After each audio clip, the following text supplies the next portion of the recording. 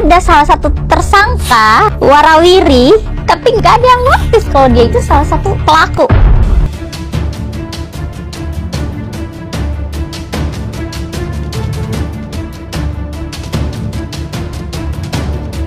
Salah satunya adalah Peggy Setiawan yang ada di Cianjur. Itu satu. Yang kedua, agar juga begini ya, saya juga sebenarnya jujur aja, selain juga mau menyampaikan bahwa agar pihak penyidik memanggil dan memeriksa Peggy Setiawan yang ada di Cianjur. Selamat datang di IO Channel.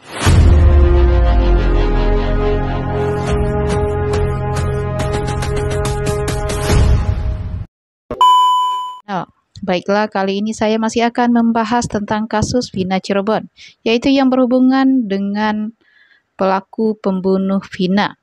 Siapakah dalang sebenarnya? Mari kita simak cuplikan berikut ini. Saat kejadian itu dia ada di situ, dia ada satu cowok di situ. Ada salah satu tersangka warawiri, tapi nggak ada yang notice kalau dia itu salah satu pelaku. Siapa menurut kamu? Dikaitkan sama anak bupati gitu? Bupati mana nih? Ada dua, karena dua-duanya juga aku. Cuman yang satu agak minggir dikit nih ke pelosok nih. Sekarang dia sudah tidak ada di Indonesia. Yang satu keluarganya berpengaruh banget dan penuh bintang. Yang kedua pemimpin juga, data anaknya ini diganti. Indah yang asli masih berkeliaran, tetap ke mall, tetap pergi kemana-mana, ya kan? Itu Lindah yang asli. Sebersih-bersihnya orang membersihkan tatonya, tidak akan semulus itu, ya kan? Inti dari permasalahan ini, carilah seorang aktor dalam pemilihan Vina dan Eki. Itu aja. Berawal dari mana? Saksi-saksi tersebut dibeli. Pembelian atas kebohongan akan menjadi murka ketika Allah akan menunjukkan kebenaran tersebut. Jadi jangan ajarkan saya tentang hijab. Ya, lebih baik hijabin dulu kebohongan, menutupi kebohongan berdasarkan uang. Luar biasa nih netizen. Netizen mengetahui di mana lokasi bersembunyinya seorang Peggy Setiawan di Cianjur. Malam-malam diam-diam hujan-hujan itu Peggy Setiawan diduga naik mobil OTW ke Jakarta. Dan setelah ditelusuri mampir ke salah satu villa. Kabarnya di akun TikTok ini mengatakan mereka berkumpul di sini, termasuk mungkin Pak RT dan lain sebagainya. Mungkin juga saksi-saksi yang kemarin viral, yang tampil di media. Mungkin mereka berkumpul bersama di sini. Perdebatan tuh nggak akan selesai, tes DNA. Nah, saya memang berbiaya ya Bu, agak lumayan mahal. Gak apa-apa. Kalau saya kan ingin kalau sudah tes DNA biar selesai. Nah, saya sudah menghubungi rumah sakit Hasan Sadikin. Biayanya sudahlah saya tanggung.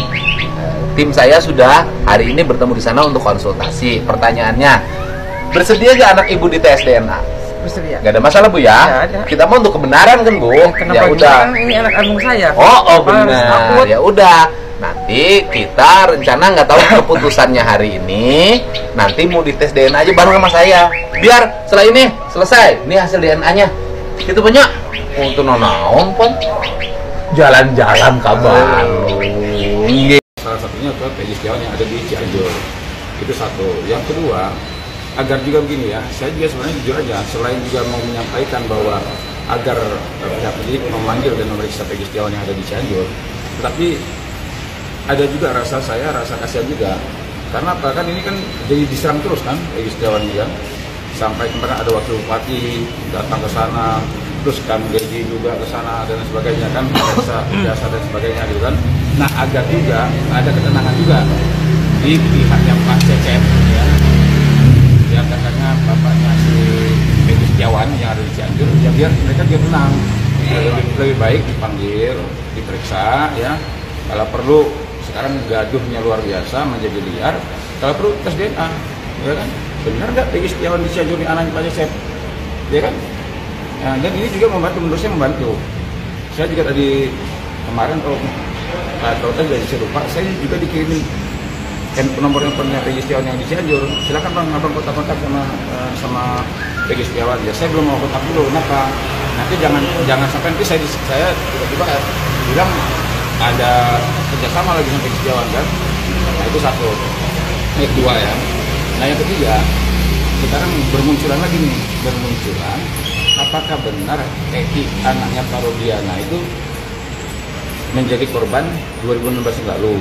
Nah sekarang kan muncul lagi nih, ternyata ada gambar Eki itu tidak meninggal gitu kan.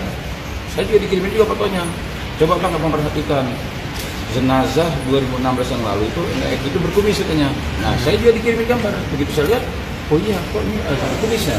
Nah sementara Eki anaknya Parodiana itu tidak berkumis. Nah foto-foto banyak saya dikirim ke saya nih. Nah ini agar juga tidak menimbulkan lagi kan keresahan, ya, artinya pihak penyidik harus menciptakan ketertiban agar tidak menjadi liar ya kabar-kabar ini. Menurut saya langkah penyidik sudah tepat kalau seandainya mereka memanggil, yang pertama memanggil Peggy Setiawan yang ada di Cianjur, yang kedua buktikan bahwa benar nggak jenazah yang di dalam itu benar Eki anaknya Parodiana. Nah, kalau perlu bongkar. Ya kan, ini demi kebenaran lah, ya terungkapnya suatu kebenaran. Apalagi kemarin tiba-tiba beredar lagi nih fotonya Pak Rudiana lagi mau main badminton, ya kan.